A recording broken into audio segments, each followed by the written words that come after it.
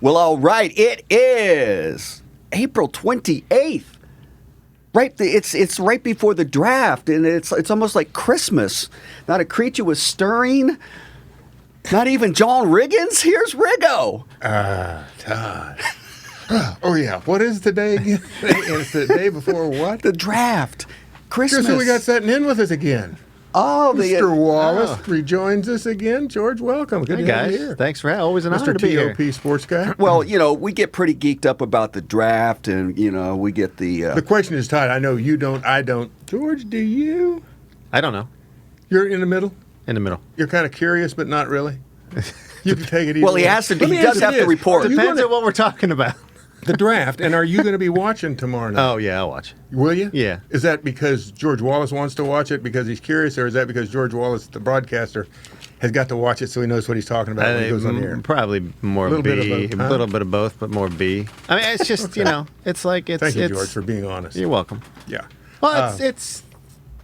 Well, I don't know. Are we going to launch into my history yet, or you got a few things you want to? Well, we're gonna get into your history a little later. Okay. And we're gonna do some of it with George, and we're also gonna have we're gonna talk with Tom LaBear of the Washington Times as well, and get into because this is the 50th anniversary of John Riggins being drafted. 1971, exactly. First round, number 6 overall, and you're gonna hear some stories and all that, but not just yet. Well, That's let a me say tease. this That's a though, tease. as a prelude. Yeah, as a prelude. Think of it this way. When I got drafted in '71, if you go back 50 years prior to that, the league had just started. To give you some perspective. That's right. 100-year anniversary they just had. It's like 100-year. It's like the 50-year swing would take you back all the way to 1921. I think the league started in 20. Yeah, 20 or it's not 19. They had that 100-year anniversary. Yeah, right. Several years ago. Wow. Well, when you put it like that. Yes. Time is a marching on. Time is a marching on. All right, so this is the 86th annual NFL player selection meeting, they actually call it. It's going to be in Cleveland, Ohio. It's called a player The selection. National Football League player selection meeting. I can't sit on this any longer. The NFL draft is illegal as far as I'm concerned. And I just thought of something this morning. I haven't thought it all the way through like most of the things I do. I don't think through, which is good sometimes and very bad most of the time. But I was thinking to myself, nowadays, the reason I say that it's illegal is because it takes away from the individual who applies his craft to become a football player, just like a carpenter or electrician. You grow up, as I did, in Centralia, Kansas, and I'm thinking back when I was a kid, if I can go back that far, and this is blasphemous, of course, and I apologize to all the Burgundy and Gold fans for saying it, but I think if I was left to my druthers, I would become a Dallas Cowboy if I could have just, said, hey, I think I want to go to work. I'd like to go work for those guys. My point being is that when you think about it, in today's world, in the NFL, most other sports, I'm guessing, but in the NFL, you have a salary cap, right? Salary cap. Mm-hmm. And you've got to figure it out how much money you spend on your talent. Why would you what is legal about a draft nowadays? You can't use the argument of monopoly and all that bullshit. It just doesn't fly. To me, you're taking away the individual rights of the athletes to go play where they want to play. It's such a simple solution. But now I know what the answer is going to be. Well, yeah, but then we'd be robbed of the day before where we could talk about the draft and what are you going to get. That ain't the way it should be. Well, I'm looking out for the players, and I think from that perspective, it is illegal, and that it should be done away with. Now, it's one of the few industries, and if you look at it from a purely industrial business model, yeah, you're a world-class piano player. You're a brain surgeon. Pick anything. You're coming out of college and somebody's bidding on you in the open market for your goods, services, and what you provide. This doesn't exist. Sorry. That's my point. I never thought of it like that. This is where it goes back to Congress and the NFL and the antitrust BS that they've had going on for years, and that should be broken up. I hope some of our congressmen and senators are listening. Well, take it one step further, John. And before we don't get too far into the weeds of this is what's happening in college sports, in college basketball, name, image, and likeness, and the cartel that is the NCAA. Yep, and you're seeing some of these alternative professional leagues that are coming out for high school basketball players and guys that don't want to go to college, they don't want to go to Duke or whatever else. There's a couple of serious leagues that are formed with some major financial backing that's going to revolutionize this here starting next year. Is that right? Just want to start. But football in of itself, its time is coming. Oh, no my question. Point, I think. No question. And if you just use the model that I just gave, you really do. I mean, you stop and you think, because like so many things, you go along with what you go along to get along. All these years, and particularly once they put in the salary cap, the draft they could have stopped the draft immediately, because you're doing the same thing in free agency. It's exactly the same thing. Except well, what was free agency when you came in the league? There was none. There was no such thing. So it's even more restraint of trade. Yeah, but and we've only seen a couple times talk about not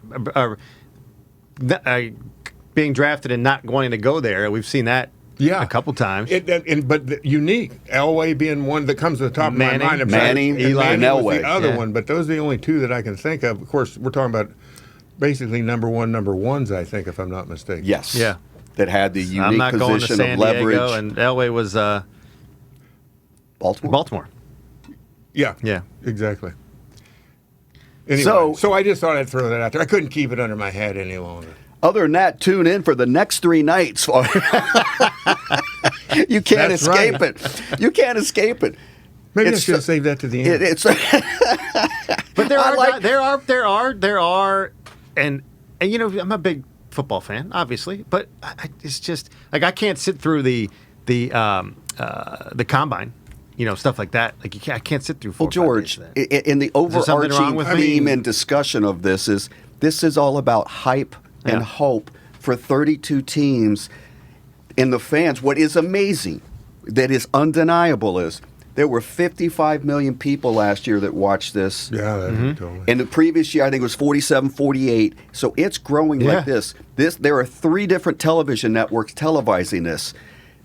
While they are NFL partners, being the NFL Network, ESPN, and ABC, if they weren't, somebody else would. Somebody will. Okay, You're right, Amazon would, Fox would, somebody else would. They think it might hit 60 million this year. Do you know what a big number that is for something? And I don't care what anybody says.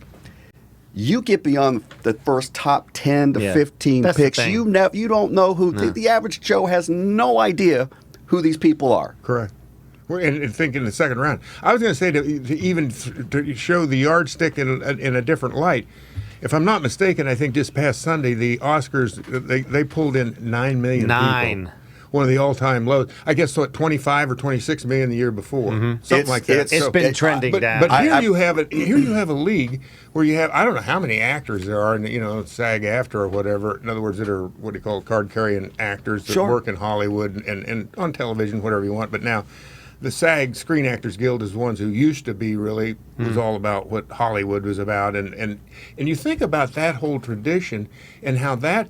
And all the iconic actors that everybody, that reads the magazines about, you'd almost feel like football has usurped or has taken that position it has, John. over going to a movie. Movies are now on the downhill On the slide, a entertainment little bit. scale and what it means in the culture, NFL kicks Sociologically speaking, kicks their ass. Look at all the money that's poured into this new TV deal. Oh, my the goodness. gambling, Billions. the fantasy football, the collision of sports and entertainment and the marketing thereof.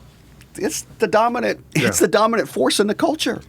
Well, And it's nuts when just look at the they do the primetime programs every week. I mean, how many weeks is Sunday Night Football NFL number one Well, or it's the top 4 shows, right? Always. Well, it's the highest rated television programs last year. I don't know out of how many they selected. I don't know. The NFL had X amount in it. Any top 100, top 50, they had 70 to 80%. They were number one. Out of a top 50, a top 100, they dominated. And as I was saying this about from the player's perspective as far as the draft being illegal, I have to believe, though, the fans would go, are you nuts? Tell that guy to shut up. Because we love this. I mean, why would they? I mean, people, obviously, if you got 55 million people tuning in tomorrow night, or maybe 60, who knows, that's got to be telling you that the public is into this. And look at the spectacle. Look what they were going to do in Vegas last year with the draft. Well, it's become must-see TV in the sense of they make it Oscar-ish. They make it like the Grammys. There's red carpet because you're going to have these first rounders. So the first night is only for the first round, Right. Which starts tomorrow night. Right. And they get 10 minutes per selection, John. Used to be 15. So, they cut So you that get down. 10 minutes in the first. 'Cause TV now it's a friendly. TV event, Right, right? And we exactly. got to keep the trains on time, keep Yep. this thing moving. And so they've got goals in mind of how long they want this. First round will conclude on Thursday by approximately 11:45 p.m. Last year, it went 3 hours and 54 minutes. So this is all tied into TV and the programming and what they expect to So it accomplish. starts at 9. It starts at 9. Is that what time it It starts? starts at 8 8. o'clock. At 8. Well, And so it goes almost 4 hours. Yeah. Yes. Remember last year Goodell was in his basement with the Right. Zoom thing, so that was a whole. No, I yeah. don't remember, George. I wonder why that is. Oh, that's right. I was asleep. Well, okay, here's an idea for you. Okay, so here's what happened last year. Yeah, seriously. You go ahead. I mean, feel free to. With the first tip, Yeah. I'm wearing a mask in my basement. Yeah. He had a mask. No, I No, don't have a no, mask. no, no, no. Yeah, but, it But he would- had the fake fans even booing him on the Zoom. That's right. They, and- Oh, yeah, and I think it was Or Bud not Light. fake fans, real Bud fans Light. booing him, Bud Light. yeah. You could send in and Oh, I boo the remember hearing commissioner that. Yeah, and yeah, ever. yeah, So, yeah. Right. so John, back to your point of about the draft and the magnitude of it and the fans, and they want it. So this year it is going to be in Cleveland, and they expect 150,000 people. What? In Cleveland, it's a 3-day event. What do you mean? It's second biggest to the You mean Super there's Bowl. people that are leaving their cities Yeah. and Yeah, oh, yeah. flying to Cleveland or driving to Huge, Cleveland. which is why yeah. last year was supposed to be in Nashville, correct? Vegas, I thought, wasn't it? Yeah, One of remember them. they had the whole. I think at they the, had it in at the Nashville. Bellagio. Yeah, they did. That's right. They did have Yeah. it at Nashville. But yeah, One. it was supposed to be there. Yeah. But the point being is, remember, I think they only allowed, 22.5 in the Super Bowl in Tampa, Yeah. which we're not that far removed from. So they're allowing 150,000. They expect 150,000 people. John, it's set up like the Super Bowl with the theme parks and the NFL experience and the players and so 150,000. It's a reason to party, and so. But you where know, will all these? I mean, the actual night of the event, when the commissioner starts, saying so and so is going to go with so and so, where will all these 150,000 people be? I mean, are they? So They're so in they're the- going to be in a hotel room watching it on TV. No, they got it set they up, got to put they have an, a an whole- outdoor like an pavilion. amphitheater type Yes. deal? Yeah. And we even saw it. Rock concert? Oh, yeah. Yes. Oh, yeah. Exactly right. With musical acts and the latest going on. Yeah, you know what? I'm starting Oh, to it's feel a, like it's a show. Yeah. So And everybody's now cities are. There's a when name for this kind of show. I can't say it. They well, Well, I remember could. I think you when they can. started moving it out of It's a New shit York, show. They're gonna have a shit show. it was in New York, For a right? lot of money. It was in Yes. New York forever. Well, now all these cities are bidding on it, so they can so you can put on the bigger spectacle. That's right. Well, and, now you go to, what you got to give these guys credit really, because they're turning this into. It's basically going to Disney. It's Mardi Gras. fantasy. It's all fantasy. Mm-hmm. When I say fantasy, I mean everybody who wants to tune into this, and this is where it's really you got to psychologically understand how people can get so maniacal about draft picks and all this stuff. To show how sports has crept into the psychology that you can a person's mood can either rise or fall depending on who they draft. They're angry. It's like Right. what's Right. this telling What us is this? about Right. our fellow countrymen that they're so wrapped up in something that is fantasy, and yet it's reality in some sense. I mean, it walks a fine line. Well, it's undeniable the thirst for it, and which is why the money is pouring in. But here's an idea for you. So back to the notion that the draft is illegal, antitrust. What if this was I think just as interesting? You still have your salary cap in play, but it's an open market, and players. It's an auction. It's Exactly what it it's, gets down It's an to. open bidding auction. This isn't the first time. It just hit me this morning, but I'm sure somebody else has said this along the way somewhere, and I'm just stealing somebody else's idea. But the fact that you have X amount of money to spend, it's your choice. You got to figure out how to spend it. In other words, what do you call it? The general manager. That's exactly what they do during free agency. How is this any different? It's a bunch of free agents coming out, a new talent pool that we get to select from. You get so much money. There's no reason to have a draft. I Absolutely come none. out with an advanced degree, and I've got major game in the IT field. I'm going to the highest bidder or Yeah. the team or the company that fits my needs. So you Right. got 32, and everybody's needs are different. Everybody's Yeah, you know, need different. Yeah. How's it any different than a kid coming out of college? How's it any different? It's no different whatsoever. You know, it's where you feel like you're going to get the best deal. Why and how can you take? Now, granted, it's only a select few players. How many? I don't know. Maybe 300-400 players. Is that how many are drafted? I don't know. But still, you're taking away their individual rights, which is un-American, if I'm not mistaken. It's un-American. I think we just made the list. Yeah. Which one? Good night, everybody. Well, you've been on the list for a while. Well, the president will speak tonight. We ain't saying nothing bad about him. We just, I know. Oh. We're talking about a commissioner. Yeah, man. ooh, There we go. the shield. Line one for The you. shield. Line one. Yeah, it's for Todd, actually. All right, so there will be 259 selections, John, including 37 compensatory choices that have been awarded to 17 teams that suffered a net loss of certain quality unrestricted free agents last year, but nobody knows what the hell that Well, means. and to jump in here, that's a perfect point right there. Is if this draft that I claim is immoral and un-American, you still got the guys that don't get drafted. Well, guess what? They can go anywhere they want. Anywhere they want. How does that work? How See does you, that Joe work? Jacoby. That's a little bit of a Yeah. strip your gears like. And wait how a many second. times do you hear undrafted free agent? And That's the point yeah. of all of it is Well, and that's where it ends up. Yeah. Go ahead. the I know where point you're being, going. and John, you've pointed this out numerous times, and this gets down to the marketing that starts in high school, that trickles to colleges. And the made schools of Alabama, Ohio State, LSU, The big ones, you yeah. go on Nebraska. down the Used to be line, Nebraska. and That's why this is part of the reason why Joe Jacoby is in the Hall of Fame. right, Oh, yeah. Because yeah. Joe went to Louisville, and Louisville has never been known as a particular powerhouse in football. Basketball, kind of like Kansas, different story, but football, not really. Right. And if he had a different pedigree, he'd have been in the Hall of Fame 25 years and to ago. consider Yeah. that 30 they years had ago. 12 rounds of the draft then. 12 rounds versus the They had 7 today. 16 or they had You had 17. 17 in your class. 17. Was that what it was? 17 rounds in the draft. I think they're still drafting. I don't think it's over yet. And look, Well, and the NBA's got it right. 2 rounds, you're done. That's it. Yeah, You I'm- had 17 rounds Yeah. of the draft. Granted, you only have. And the 20 NBA, guys, how many players are on NBA but- roster? I know it's different that way. Well, but- I'm just asking because what? still, 13? 15? Is Yeah. that what it is? Yeah. Whatever. Well, and then you got a few, I guess, on injured reserve and all this stuff. You got somebody you can hold on a roster or whatever. But in a way, when they've only got 2 rounds and there's 7 rounds, 7, isn't it? Seven. Seven Yeah. rounds now. I can't believe it You was 17. I And didn't how think many about that. teams? There's 32 NFL 32. teams. And how many basketball? Same thing? Are they Yeah, close? they're all 31, 32 now, right? Yeah. Yeah. Okay, so when you think about it, the NBA at least has calmed it down to where they only do 2 rounds. And you bring up a great point, George. Well, I can't. I mean, I'm going to go. If I was going to go along with it, I go. Well, 2 rounds is better than 7 rounds. But Yeah. again, the top. And this is where it really gets weird. And it also is where they've actually slotted. This is another thing that's, I think, immoral or illegal about it is because of the way the collective bargaining agreement works. That actually, when you come, whatever draft pick you are, there's a salary. Got You're already your name making that tied money. to Yep. it. Yep. Where, in fact, if you were a free agent, like the guys that don't get drafted, you'd say, well, you're Kansas City and you got what's his name there. I don't know if I'm going to get to play too much, so I'm not too interested because you're not offering me much money.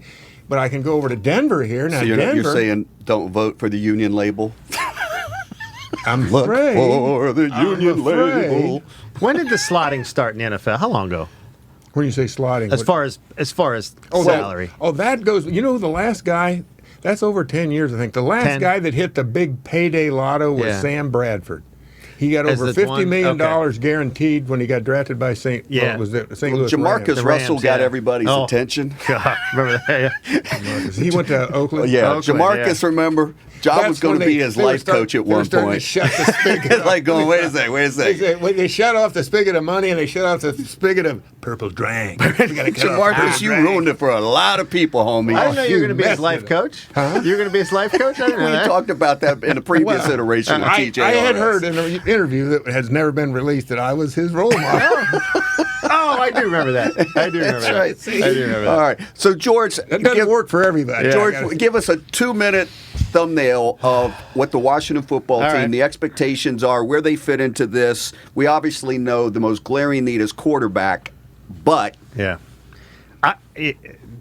They still need to solve the quarterback situation. Okay, they do. But with signing Fitzpatrick and Allen and Heineke back, you don't need to go nuts in this draft. And Rivera, to his credit, has been adamant about saying that. He goes, I'm not going to unload the future, mortgage the future to go up and get a quarterback. He's not going to do it. And they don't need to, I don't think. I really don't. They need so many other things in this draft, starting with linebacker, offensive lineman. Now, getting Eric Flowers back helps, the trade back from Miami. And Miami's going to pay $6 of the $9 million. That's a win right there. Yes. So he's proven he can start. He started 16 games for you 2 years ago. That helps with the interior O-line. But you still need O-line depth because, Brandon Sheriff may not be here after this year. Morgan Moses is up next year, too. You have to sign some of these guys. But He wouldn't be as near as big a loss, in my opinion. Who, Morgan? Yeah. Yeah. But I think... I mean, if you want a holder, then that's the guy. I'm not talking about for place kicks. I'm talking about protecting the pass. False start. Different kind of holder. There's two kinds of holders. One good. The 10-yard kind. But linebacker, I think Rivera was a linebacker. I think he's been very clear on what he expects that position, and I think he's going to go there. I think that's where there and then offensive line with the 19th pick. Now they got 4 in the first 3 rounds. They could do some damage there. You could get quality guys, but again, like you said before, nobody knows anything. Right. And you can't draft. Look how many. And I had the number and I forgot it from 2 years ago's draft class. How many are already gone? Yeah. Right? Yeah. I meant to write it down. I forgot. It's pretty stunning, actually. It is. It's pretty stunning. So it's so hit and miss. Yeah. I mean, that's why I don't think you need to go. Now, if Trey Lance, let's say, starts getting closer to 19, the North Dakota quarterback, okay, maybe you package a couple to move up a couple spots. How high would you go? I wouldn't go that high, to be honest. I think you can get by this year with those 3 quarterbacks, be solid, and then address the other needs on this team because you're going to have holes to fill. Keep in mind, too, the D-line, those guys are, you're going to have to re-sign those guys all soon, too. Now, they did just exercise the option on Payne, which is a no-brainer, but Jonathan Allen coming up, so we'd have decisions to make. For me, I would say at 19, you go linebacker, O-line. The kid from Notre Dame seems to be linked to them a lot. Jeremiah Wosu Morikawa. He seems to be what he said. Yeah, the top guy. The Butkus Award winner.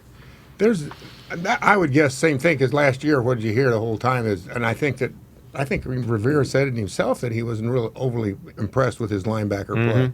But that's got to indicate a little something.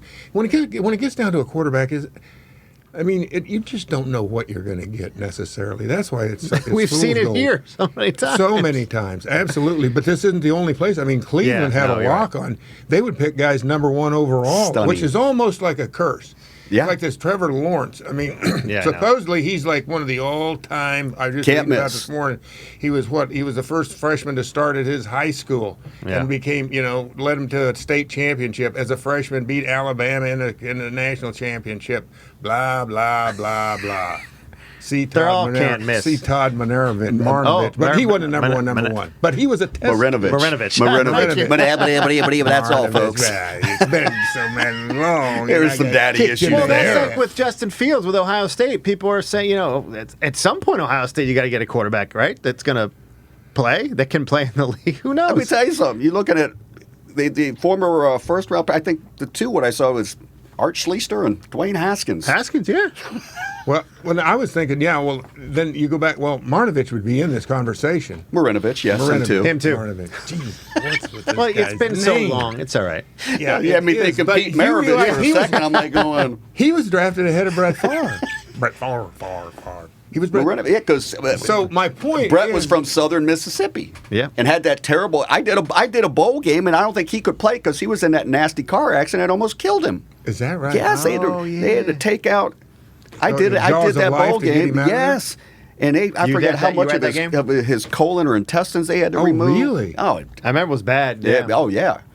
Well, that's when a guy from Brett Favre. Al Atkinson, linebacker from the New York Jets. I don't know if you guys remember him. That's going back quite a way. Middle linebacker. He asked me in training camp, the same thing, stomach trouble. He said, "You still got that stomach trouble?" I said, "What do you mean?" He said, "No guts." To this day, when he first told me, I went, "No." I think it was an insult. I'm just a boy from Kansas, right over my head. I think he was disappointed I didn't go. You didn't jump right. I just kind of went, I don't know. I feel fine. Oh, gotta love it. Different day, different time. There you go. Exactly. Different day, different it pays time. sometimes to be a hick, you know what I'm saying? Well, George, we appreciate you stopping by. As We always, thank you, are guys. breathlessly await. We'll get you back in and we'll break down all the draft choices and the guys because, Yeah, I mean, if last you're time when we available. talked about these guys, I mean, you had your Darius Geises and, you know, you had who's Is he in kid the from penitentiary yet? Stanford. Oh, Bryce Love. That's the Bryce other one. Love, That's the one another they one. just I mean, released. and let's don't even get started on wide receivers and others that just don't work out here. So, But then you can always go with Matt Millen and go to Detroit and all his draft picks. How'd that go? Did he take 3 wide receivers 3 straight years in a row? I think that's what it was. something Yeah. bizarre. Yeah. do I it till mean- you get it right. Well, that's kind of been Listen, my theory in life. Riggo yesterday goes, you know what? He goes, I just think they just keep drafting defensive linemen. Just do it. I think so. I mean, you got to improve on what you've already improved upon. You've Hopefully got from This seems to Alabama. have worked. Let's keep doing this. You clearly every year you're replacing all your number 1 draft picks, and they don't have to, but it's better if they come from Ohio State, or Yeah. Alabama, or I someplace believe else, that, LSU. though. Just I go believe 3 you get deep. programs that know, right? Like, how many times have we heard Jonathan Allen say what Nick Saban demanded of us? Urban Meyer, same thing, Ohio State. All right, the Haskins thing didn't work out. But I believe, I mean, those guys that come from those programs, and they're not used to losing. Yeah, there's so, the thing. So they hate that. I think that's probably got as much to do with it as anything, George, is a guy that expects to win. Mm-hmm. It's different to a guy that walks in from Kansas and is going, oh, gee whiz, these guys look pretty big to me. I don't know. Am I sure I want to do this? Exactly. Oh, and his breath smells foul, too. This ain't going to be fun. Excuse me, I need to go to the bathroom. I'll be right back. Did I get some tissue? Thank you. George, thanks for stopping in as always. You got it. Thanks for having And me. we're going to get you back soon here, and we will talk. So we'll get you back after the draft here and just see what they got and see what happens. Let's do it. Very good. George, thanks again. All right. Well, John, as we continue Draft-a-Palooza here on TJRS, the John Riggins Show, where we're just eat up by this, and we already talked about what's going to transpire Thursday, Friday, and Saturday in Cleveland. Expecting 150,000 people. You're blown away by this is a party. It's a little 3-day I'm catching rock, the idea, rock yeah. festival. But let's go back in time, a simpler time. 50 years ago, 1971. You're about to get drafted. Let's bring in Tom Lavero, our buddy from the Washington Times, and let's talk a little history here. And John, can you set the stage relative to how did you feel going into this? Were you excited? Were you nonplussed by it? Did you have any idea where you might be drafted? No. The scouts had been around, the university there in Kansas and Lawrence, here and there along the way. Every once in a while I'd get a call from one. I remember somebody from the Chicago Bears. He came out to see me. We went and had lunch. It was almost like, in a weird sort of way, it's a little bit like being recruited out of high school to go play college football. But I didn't know anything, and and I remember when I played in the Senior Bowl, that you had the New York Jets. They coached one of the teams, the South, and the Denver Broncos staff coached the North, and I was in the North. Lou Saban was my coach down there. And down there was a lot of things going on, people talking to you and all this stuff. I remember taking some kind of a written test down there. I don't think it was a Wonderlic. Nobody ever told me. But I was kind of one of those guys, and I don't know why, but I was nonplussed by the NFL. I didn't grow up dreaming of becoming a football player. It was like, okay, it was something you did in the fall. I mean, just kind of mandated by my father. And then, okay, you're going to go to college. And I went, really? Okay. and then people started coming around going, well, you want to play football for us? And I went, well, okay. And then it was like, well, you're going to go to the University of Kansas. And I went, well, okay. So I was malleable. But I had no expectation. I was very unassuming. And so, you get up to the night, but by then I was kind of hearing, but it wasn't like I was like some kind of a big deal, I mean, they'd say that, he's an All-American. I was on the third team, for crying out loud, third team All-American. What's that tell you? That ain't That's exactly a pretty big deal. I don't Still. think so, Todd. No. I mean, look back at it now, and I'm actually disgusted by what I know now, but I didn't know back then. But so to me, it was like, well, okay, I think probably this is going to happen because, in other words, that I'm going to be drafted, I guess. So I got the bright idea of going up to Centralia, where I grew up, the night before and being up there. So when I got drafted, that's where I would be. Well, back in those days, there were no cell phones. Nobody knew where you were, and I was living in a trailer over by Haskell Institute in Lawrence with my brother. What kind of institute? Haskell, the Indian, Jim Thorpe went to Haskell. Oh, wow. Yeah, so it was just right, literally next couple blocks away. But so anyway, I get up there and, so I'm just kind of sitting around, like the, lovable loser there, just doing nothing. And all of a sudden, probably mid-afternoon, maybe about 2, 3 o'clock, I get a call. My dad was a depot agent. He was down at the depot, and he'd been listening to the radio, and he calls up, and he says, looks like you've been drafted by the New York Jets. And that was all he told me. And then it wasn't. And then somehow, some way, they figured it out. They called my parents' house, and they got a hold of me. And I talked to Weeb Eubank, and then I talked to Dr. Z, Paul Zimmerman from the New York Post. I mean, one of his big stories was, truly, I was Little Abner, as Buddy Ryan coined the name a couple of years into my stay with the Jets. Because I was telling him about, oh yeah, my friend, he lived in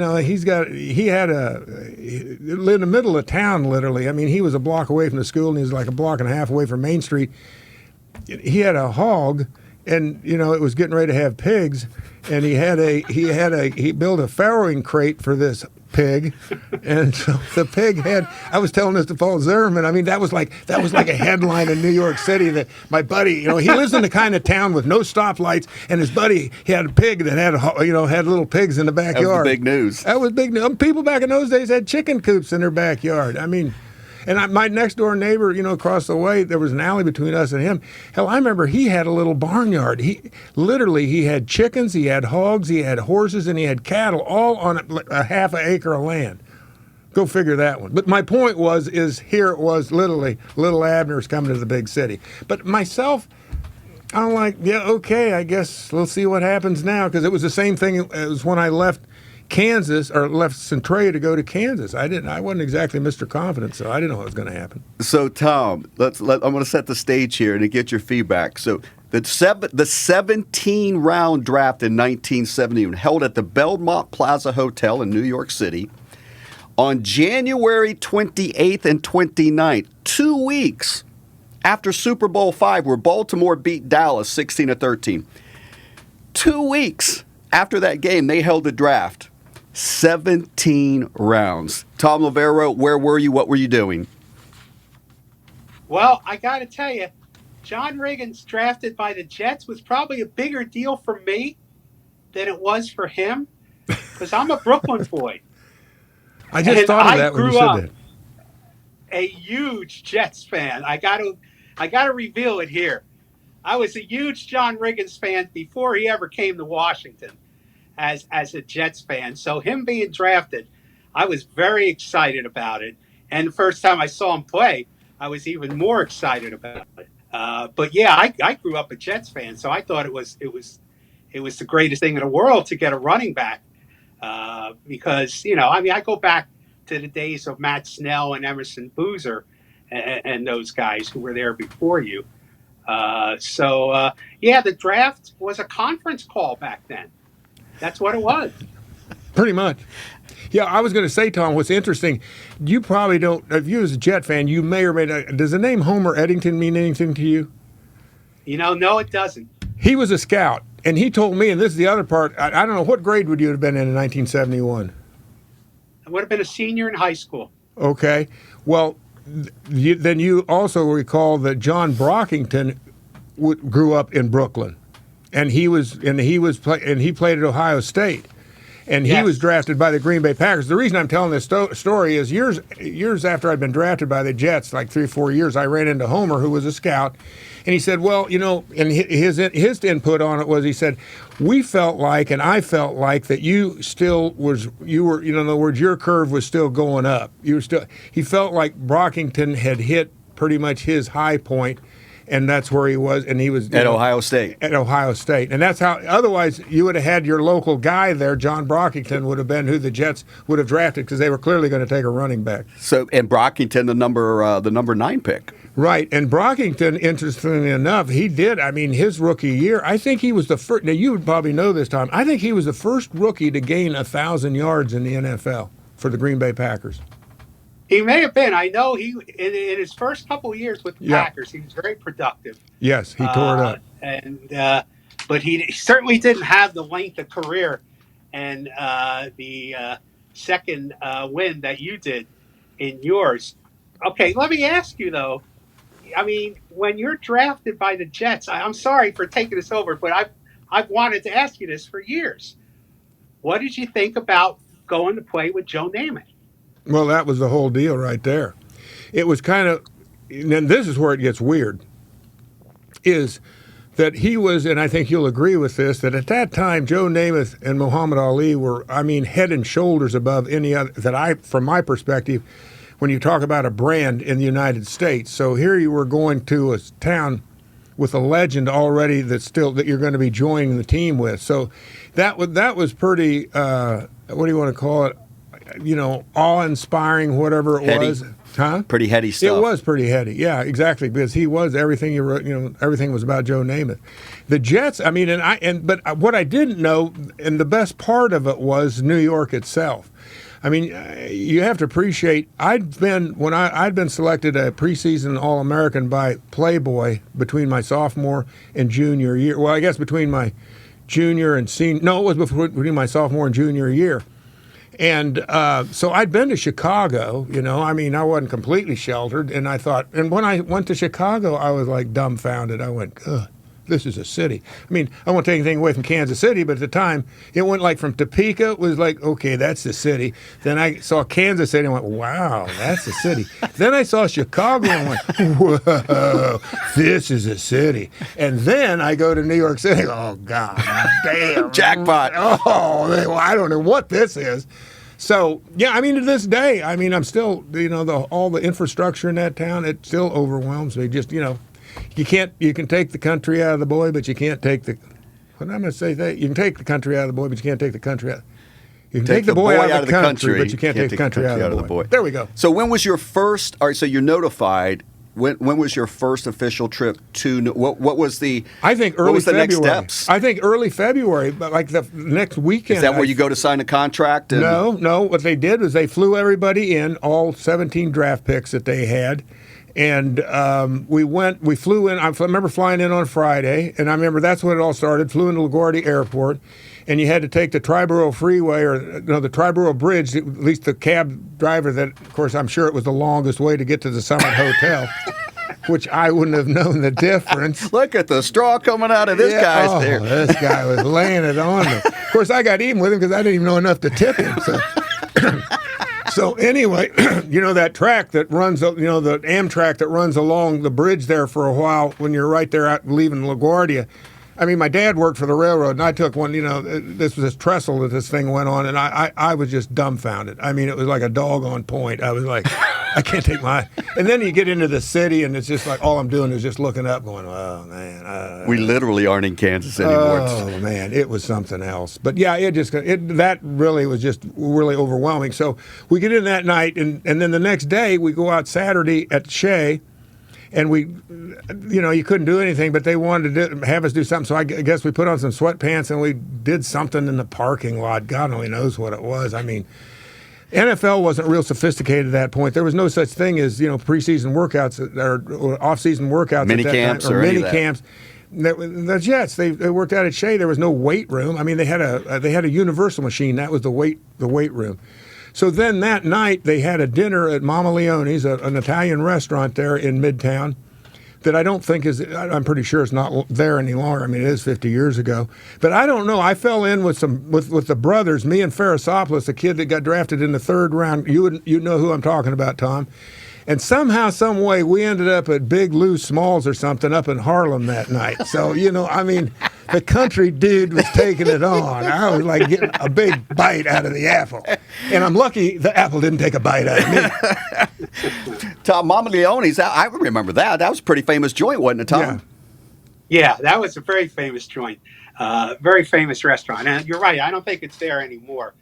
But I never got a chance to go to Mama Leone's. I was Brooklyn, and Manhattan was like another country for me. So Yeah, I can see. I mean, I wouldn't say, but obviously it's all part of New York City. What do you got? 5 boroughs, right? So, Brooklyn's one of them, and you got Staten Island, and well, I'm not going to go through all of them, but I know them. So John, you're number 6 overall. Now, and for our younger fans out there, 1971, that NFL draft was the first time 3 quarterbacks were taken first, second, and third. This is one of this goes back and saying this is one of the best quarterback classes in history. Number 1 overall pick Jim Plunkett. for the Boston Patriots. Out Let of that be a Stanford. lesson. Boston Patriots, Heisman Trophy winner. Right after the draft, the team was then changed their name to the New England Patriots. That was also the year. Number 2 pick, Archie Manning. New Orleans Saints. Number 3 pick, Danny Pastorini. Dante Pastorini. out of Houston Oilers. out of Santa Clara. little-known Santa Clara University. Number 4, Richard Harris, Philadelphia, defensive end. Number 5? No, 5. Oh, 4, J.D. Hill. J.D. Hill. Buffalo. I got him flip-flop. There you go. And then Richard was number 5. You are correct. Now, the other 3 quarterbacks of note in that draft, Lynn Dickey, Kenny Anderson, and one Joey T. Theismann, Right. who was drafted by I believe the Miami Dolphins, and he took his talents to Canada. I don't think the money probably wasn't right for Joe. But, I've always felt like for quarterbacks, this is one of the best draft classes ever. Yes. I mean, they talk about, what was the 83 class or something like that? There's a handful of them, but they still. But there was some really good quarterbacks in this that had really long careers. All those guys you just mentioned were all Kenny Anderson. I think he played 14, 15 years. Theismann, the same thing. Where if you count Canada, and Manning and Plunkett and Pastorini, those guys went the distance. They were all over 10 years, and they started pretty much their entire careers for the most part. Oh yeah, they have tremendous careers. So they all could play. You also had, you had here are the Hall of Famers out of that class: Jack Ham, Dan Deerdorf, who was taken in the 2nd round, 43rd overall, Jack Youngblood, taken in the 1st round, 20th, and Harold Carmichael, who was taken in the 7th round from out of Southern. What's really funny? All these years, I never realized that Carmichael was in my draft class. I know. I always thought he'd been in the league for a while. Yeah. But he'd been with Philly, right? He played. That's right. Yeah. That's right. And to think that there were 17 rounds, Tom, and which also that And there were 26 teams back then. right. There was 6 teams were yet to come. So anything else jump out at you relative to the whole process, and you make your way.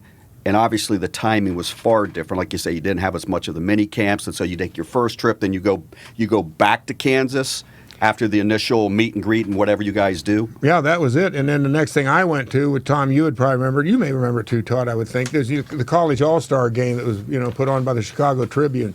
So then you went, and we were there for 3 weeks, for crying out loud. You went there. So basically, when they started, preparing for this game in Chicago at Soldier Field, everybody else went to training camp. So Is this July or June? This is in July. So, I showed up to training camp 3 weeks. I mean, I got there in training camp the week before the exhibition season started. So I guess I was 2 weeks late to training camps because I played sparingly. I mean, I remember driving into New York City and driving out to Long Island, and I went to Hofstra there and met with Weeb, and Weeb and I sat down and went through the playbook the first night I drove from Chicago, and then that's where it all started. And the weirdest thing is that all through my rookie year, I didn't know a 4-3 defense from a 56, from a 57. I mean, it was just like, and and then because they had the split backs and it was completely different than the way they do today, I'd always just take. I mean, when I had to block for Boozer, I'd just take off and go. Well, when if somebody comes clear, that's got to be my guy. I mean, I was always a little shaky on who I had to block, but I knew when I got the ball, that wasn't a problem. So go ahead, Tom. If I could ask you, in preseason, because I never forget this, because I was watching the game when it happened. Were you there at preseason? Were you on the field when Joe Namath threw the interception? Mike Lucci intercepted it, and Joe tried to tackle him. I sure Remember was. that? That was actually the first. That was Detroit. We were playing Detroit in Tampa, and that was the first preseason game of the year, exhibition games, what they called them back in those days. And to this day, and I asked, it was an exhibition game. And I remember asking Namath, over the years when I was doing radio stuff and had him on as a guest, say, Joe, what were you thinking? He said, well, I threw the interception. And I'm thinking, boy, was that refreshing to hear a quarterback say that. Because nowadays, they throw an interception, they just head to the sidelines. But yeah, I didn't play that game, but I was there at that game. And then it kind of was weird because I think the next week we went to Oakland and we played out there at Alameda County. And I got about 3 carries. And I think I had minus yards. So the New York Press, because they drafted another guy by the name of Lee White. Do you remember Lee White from like Boise State or something, or Utah State? Anyway, Lee was this big strapping guy, and I think he lived in Las Vegas, and you didn't want to mess with Lee. He was kind of like Bad Lee. Doug Atkins. You don't mess with Lee. But he wasn't the greatest football player, I guess, so that's why they ended up drafting me. But I forgot what I was going to tell you. Well, about Lee White, and you had minus yards. So they drafted Lee, and the reason they drafted me was because I was supposed to pick up the slack for that bad draft pick. Well, all of a sudden, it's like the press was just unrelenting, like, oh, God, where did they get this guy? The patient New York Press? Yes. And so the next week, then, we go up to Connecticut. We played the Giants in preseason at the Yale Bowl. And all of a sudden, I remember I think it was 19 straight was a play, which is basically a play that you can either take inside or you can bounce it outside. And I cut inside of, I think it was Bob Swiss who we traded from Oakland, and I went, I was one-on-one with me and Spider Lockhart, and Spider Lockhart had a couple of big games, and then the headline the next week was from bust to bombshell. I went, all right, I like it here. The New York media. Now, Tom, I want to back it up for a second, and again for the younger members of our audience here, back to the College All-Star game that you mentioned. Now, correct me if I'm wrong. That was when the College All-Stars would play the World Championship. So whoever won the Super Bowl would play the Collegiate All-Stars. And it was the Baltimore Colts that had won. This is an interesting story too, because when we went to Northwestern, that's where in Chicago, Evanston, Illinois, I think is where Northwestern is. Well, it turns out that Mike Adamle, whose dad was, I can't think of Mike's dad's name, but he was a middle linebacker. He played for the Cleveland Browns. And Blanton Collier was the coach and he also is now coaching the College All-Stars.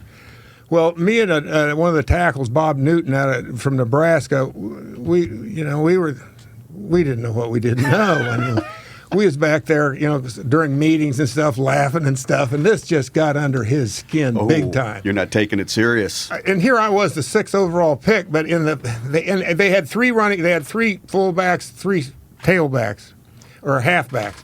And I was a 6th overall pick. I was the first pick in the draft. I was actually on the depth chart. I was the 3rd fullback. That's how highly. I tell you, I get no respect. Exactly. I didn't. And so I knew I wasn't hardly going to play going down to Soldier Field that day. And so we're on the bus and we're riding down there, and I'm sitting at the back. But I got nothing to lose. As Todd likes to say, I was playing with the house's money. So I'm sitting there, and I got Jack Youngblood and Jack Ham and all these guys, Deerdorf, just the guys you're talking about, sitting back there. And I'm going, wow, we got to play the Baltimore Colts. Ooh, they're just the world champions, man.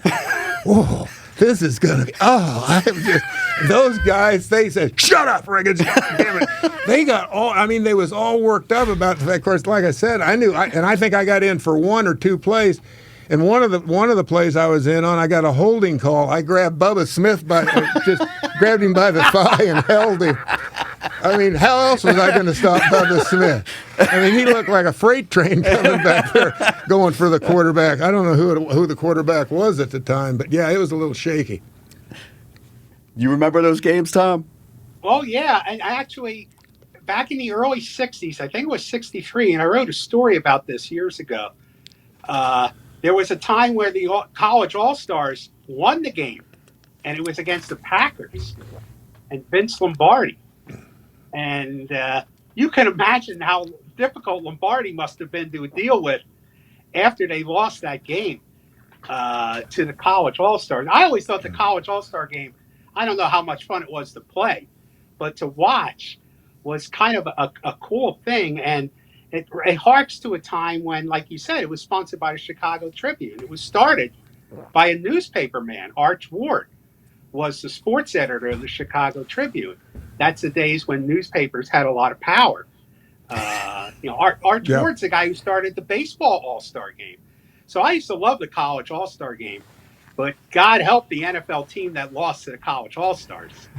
I remember that because we would always be, my mom was from Minnesota, and we'd always be up there at that same time. Late July, early August is when they played that, and it seemed like we were in Minnesota. And it seemed, I don't know, I'm thinking Dick Butkus was on that team that beat the world champions. I'm not 100% sure of that, but something makes me think I read that the other day.